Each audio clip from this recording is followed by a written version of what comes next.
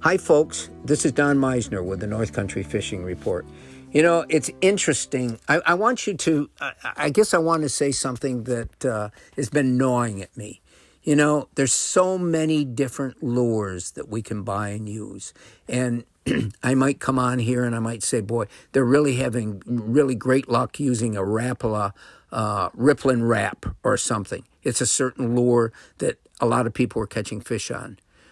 But honestly, I think you can go in any store and any lure that you see on the wall today will catch fish. I think the secret to those lures catching fish is you. And if you buy it and put it in your tackle box, it's not going to mean a thing. And you're probably not going to be very successful with it until you use it and use it and use it. And I think every lure, it requires somebody to discover just how to use it correctly, what conditions it's going to work best. I think these things are very important for us to understand. You can let me just be even more specific. Back years and years ago, the Cordell Big O was a phenomenon. It's a little round crankbait. Today, there's thousands similar crankbaits that look the same and probably would do the same thing. But that Big O became a legend. And people started using it. They saw it used on TV, and people caught fish with it. And it's the same thing with just about anything else. I can take a bucktail jig, and because I've fished it a thousand times through my life, I've come to have confidence in it. I know just how to move the rod to make it work. And so maybe I can use it and catch more fish than somebody else could. But if you start using something and really diligently try to understand exactly which way you can reel it, which way you can hold the rod to make it work the best in the water, what speed you should do, all these different aspects, you'll come to get the best out of that lure. And something I find really interesting today is all these lures, they philosophically, at least, are getting better and better and better. And I'm going to take just one that I got the other day.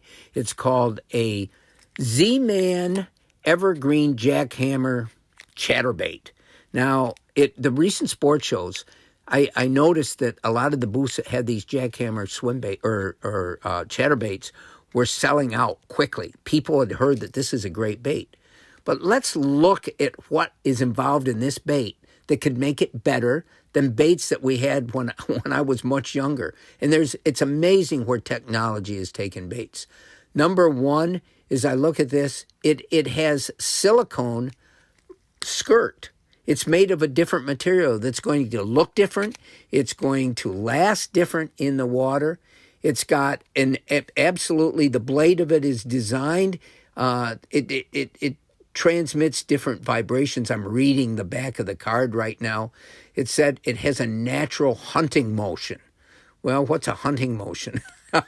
I think that's fishermen putting words in to make other people buy it. It prevents snags and deflects over cover. But the design, the shape actually allows it to do that. There's so much that's involved. The hook, they talk about the special hook that this has that's different than other hooks. It's coated differently. It's going to be sharper. The shape is different.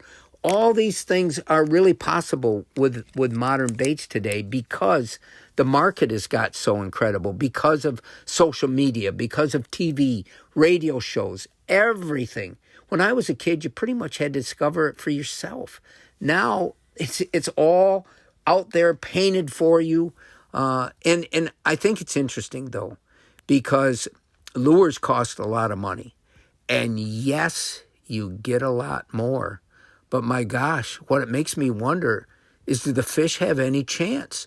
Between electronics, between all the communication that goes on, between these incredible lures that we have now that will do everything except catch the fish themselves, I actually wonder how the fish survive. And but I sure hope they do, because I sure want to keep fishing. Until next time, folks, this is Don Meisner with the North Country Fishing Report.